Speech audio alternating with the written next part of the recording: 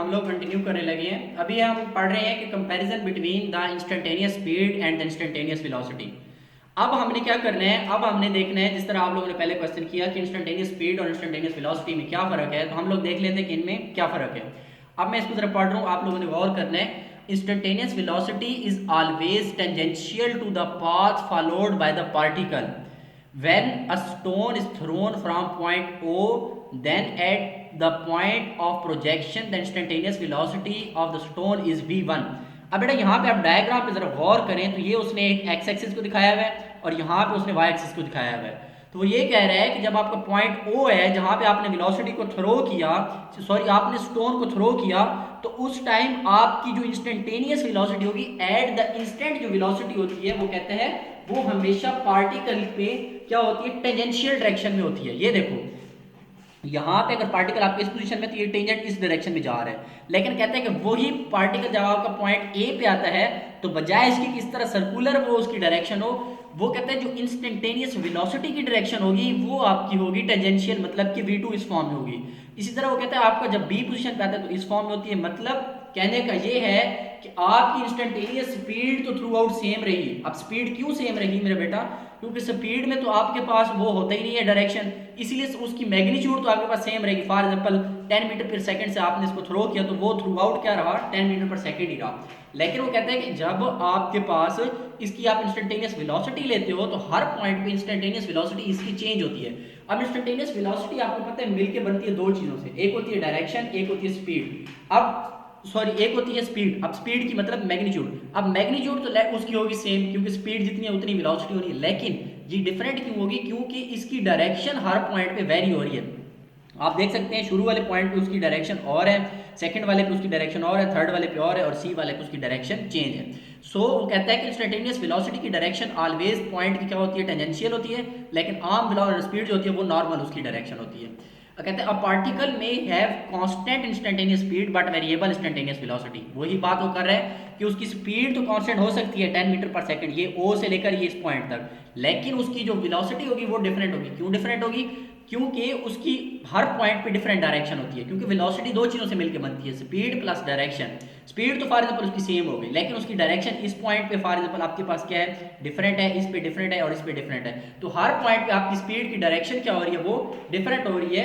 तो इसलिए वो कहता है कि इंस्टेंटेनियस वेलोसिटी डिफरेंट होगी मगर आपकी इंस्टेंटेनियस स्पीड क्या होगी, वो सेम होगी। एग्जांपल वो दे रहा है कि when a particle is performing uniform circular motion then for every instant of its circular motion its speed remains constant but velocity changes at every section। वो कहता है फॉर एग्जांपल आप अपने कोई भी पार्टिकल वो सर्कुलर फॉर्म में move कर रही है, जब सर्कल में मूव करेगी मेरे बेटा तो जिस तरह यहाँ पे हाफ सर्कुलर था तो आप देख सकते हैं जैसे जैसे उसने वैसे तो नीचे मूव करना शुरू किया, लेकिन आपकी जो इंस्टेंटेनियस वेलोसिटी की डायरेक्शन थी वो क्या थी, वो टेंजेंशियल थी। यहाँ पे इस डायरेक्शन में, यहाँ पे इस डायरेक्शन में और यहाँ पे इस डायरेक्शन में, लिहाजा आपकी इंस्टेंटेनियस वेलोसिटी की डायरेक्शन चेंज होगी, लेकिन आपके पास जो इंस्टेंटेनियस स्पीड होगी वो आपके पास कांस्टेंट रहेगी, क्योंकि स्पीड में डायरेक्शन नहीं होती हमारे पास। आइए कहते हैं हम उसी कंपैरिजन को मजीद कंटिन्यू करते हैं। एक पॉइंट सी आपको बता रहे हैं, कहते हैं the magnitude of the instantaneous velocity is equal to the instantaneous speed. मैंने अभी आपको बताया कि अगर 10 मीटर पर सेकंड से वो मूव कर रहा है तो उसकी वेलोसिटी की ही मैग्नीट्यूड उतनी ही होगी, but magnitude of the displacement is not equal to the distance. अब आपने देखना है कि यहाँ पे वो डिस्प्लेसमेंट और डिस्टेंस का जिक्र क्यों कर रहा है, हालांकि वो बता तो आपको स्पीड और वेलोसिटी कर रहा है। तो बेटा वो इसलिए यहाँ पे जिक्र कर रहा है क्योंकि जो आपके पास इंस्टेंटेनियस स्पीड होती है ना उसमें आप डिस्टेंस को लेके चल रहे होते हो, क्योंकि डिस्टेंस की कोई डायरेक्शन नहीं होती, लेकिन डिस्प्लेसमेंट की डायरेक्शन होती है स्पेसिफिक। जब डायरेक्शन की बात करोगे तो तब आप वेलोसिटी कहोगे, मतलब कि डिस्प्लेसमेंट में जो टाइम के साथ चेंज आता है वो आपकी वेलोसिटी बनती है, और जो आपकी डिस्टेंस में टाइम के साथ चेंज आता है वो आपको क्या बनता है, वो आपकी स्पीड बनती है। लिहाजा वो कहता है कि आपका इंस्टेंटेनियस डिस्प्लेसमेंट जो है वो तो चेंज होता है, लेकिन आपका इंस्टेंटेनियस डिस्टेंस चेंज नहीं होती, क्योंकि इंस्टेंटेनियस डिस्टेंस की कोई हमारे पास डायरेक्शन नहीं होती। फोर्थली वो आपको कह रहे हैं if a particle is moving with constant velocity then its average velocity and its instantaneous velocity are uniform या इक्वल। जाहिर सी बात अगर वो यूनिफॉर्म है, अगर वो कांस्टेंट वेलोसिटी से मूव कर रहा है तो उसकी दोनों चीजें क्या होगी, सेम होगी। मीन टू से कि कॉन्स्टेंटली उसकी क्या होगी, हमारे पास कांस्टेंट उसकी होगी मैग्नीट्यूड और कांस्टेंट उसकी डायरेक्शन होगी। तो जब आप उसका एवरेज लोगे तो एवरेज भी आपके पास कांस्टेंट आएगा। किस तरह? फॉर एग्जांपल पहले आपका जो इंटरवल था उसमें 20 मीटर पर सेकंड थी, अगले इंटरवल में भी आपके पास 20 मीटर पर सेकंड थी, उससे अगले इंटरवल में भी आपके पास 20 मीटर पर सेकंड थी। तो तीनों इंटरवल में आपके पास जब सेम स्पीड वेरी हो रही है तो इट मीन के, और उसकी डायरेक्शन भी सेम है, तो इट मीन की वेलोसिटी भी सेम है, तो दोनों आपस में क्या होंगी? इक्वल होंगे। आगे वो कह रहा है if displacement is given as a function of time then time derivative of displacement will give instantaneous velocity। वो यही बात कह रहा है, मैंने आपको जो यहाँ पे बताई है कि अगर आप डिस्प्लेसमेंट को पर यूनिट टाइम लेते हो तो वो आपको क्या बताएगा? वो आपको पास इंस्टेंटेनियस वेलोसिटी को बताएगा। लेकिन आप डिस्टेंस को अगर पर यूनिट टाइम लेते हो तो वो आपको क्या बताएगा? वो आपको स्पीड बताएगा। वो कहता है लेट्स सपोज मेरे पास जो डिस्प्लेसमेंट है वो इस तरह वो ले लेता है कि एक्स बार, वो एवरेज ले लेता है, बार का मतलब होता है एवरेज। कहता है ए नॉट शुरू का कोई डिस्प्लेसमेंट है, फिर माइनस वो क्या कहता है हमारे पास क्या है ए वन टी है हमारे पास, फिर प्लस क्या है ए टू टी स्क्वायर है। तो वो कहते हैं कि हमारे पास इंस्टेंटेनियस वेलोसिटी क्या होगी? आपको पता है डिस्प्लेसमेंट पर यूनिट टाइम जब होता है तो वो क्या होती है? वो वेलोसिटी होती है। तो डी एक्स बटा डी टी जो हो गया वो हमारे पास क्या होगी? वो वेलोसिटी एवरेज बनेगी। तो इस ये देखो एक्स की वैल्यू ये सारी एक्स बार की, तो ये डी एक्स बटा डी टी हमने किया तो हमने एक्स बार की जगह ये सारी वैल्यू पुट कर दी। तो वैल्यू पुट की तो जब हम इसको डिफरेंशिएट करेंगे तो ये ए नॉट पे कांस्टेंट है, ये जीरो हो जाएगा, इसका डेरिवेटिव टी का डेरिवेटिव 1 हो जाएगा, तो माइनस डी 1 सिर्फ आपके पास क्या बचेगा? a1 बचेगा, क्योंकि t का जो dt ओवर dt आएगा तो 1 हो जाएगा, और यहाँ a2 t स्क्वायर है तो t स्क्वायर का क्या होगा? पावर शुरू में आ जाएगी 2 और t की पावर 2 माइनस 1 करोगे तो खाली 1 आएगा, तो a2t बच जाएगा, 2 पावर शुरू में आएगी तो 2at। मतलब कि जब आप इस पूरे का डेरिवेटिव लोगे तो वो आपके पास आ जाएगा, डिस्प्लेसमेंट का डेरिवेटिव क्या होगा? वो होगी वेलोसिटी, और एवरेज वेलोसिटी, एवरेज डिस्प्लेसमेंट आपने लिया था तो ये वेलोसिटी भी क्या आई आपके पास? एवरेज आई, और इसकी मैग्नीट्यूड ये आ गई यहाँ पे। आगे हम चलते हैं, हमारे पास क्या है? आगे हम देख लेते हैं comparison between the average speed and average velocity. अब वो कहते हैं हमने एवरेज स्पीड और एवरेज वेलोसिटी को कंपेयर करना है, तो वो कहते हैं average speed is scalar while average velocity is a vector both having same units metre per second. अब मैंने आपको शुरू से यही बता रहा हूँ कि वेलोसिटी जो है वो आपकी हमेशा वेक्टर क्वांटिटी है, लेकिन आपकी जो स्पीड है वो क्या है? वो आपके पास स्पीड जो है, सॉरी स्पीड आपके पास स्केलर क्वांटिटी है, लेकिन यूनिट्स दोनों के सेम है, मीटर पर सेकंड है।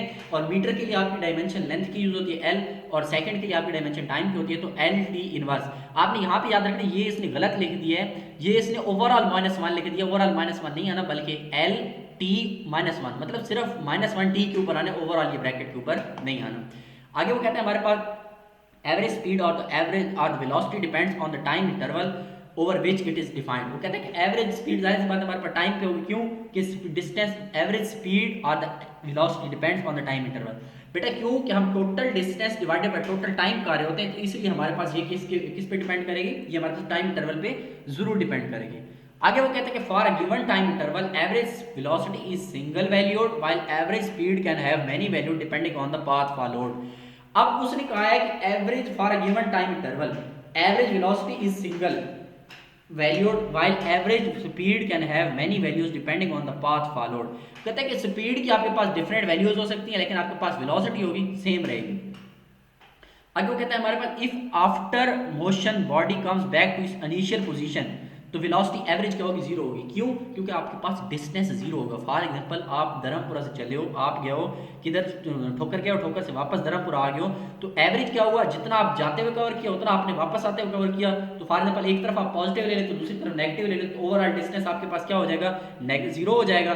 तो ओवरऑल जीरो होने की वजह से जीरो बटा टाइम करोगे तो वो जीरो आएगा, तो आपके पास ओवरऑल वेलोसिटी जो है वो एवरेज क्या होगी? वो मे बी जीरो हो सकती है।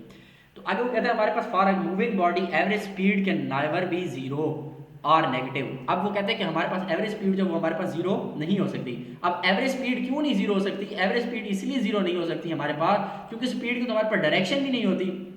जब इसकी डायरेक्शन नहीं होगी हमारे पास तो वो कहता है कि हम इसलिए इसको नेगेटिव या पॉजिटिव नहीं कह सकते। अब आप फॉर एग्जांपल धर्मपुरा गए हो, धर्मपुरा से आप गए हो क्या कहते हैं ठोकर गए हो, ठोकर से आप वापस धर्मपुरा आए हो, तो आपका जो टोटल स्पीड होगी एवरेज वो जीरो नहीं होगी। क्यों? कि स्पीड की डायरेक्शन नहीं होती। आपने ये नहीं कहना कि फॉर एग्जांपल एक तरफ पॉजिटिव और एक तरफ नेगेटिव, दोनों तरफ आपने पॉजिटिव क्वांटिटी लेनी है। आगे आपके पास अगर कोई क्वेश्चन है स्पीड और वेलोसिटी के रिलेटेड तो आप वो क्वेश्चन मुझसे कर सकते हैं। Thank you so much for watching this video. तो हम यहाँ पे स्टॉप कर देते हैं, नेक्स्ट अपनी वीडियो इंशाल्लाह देखेंगे अगले लेक्चर में।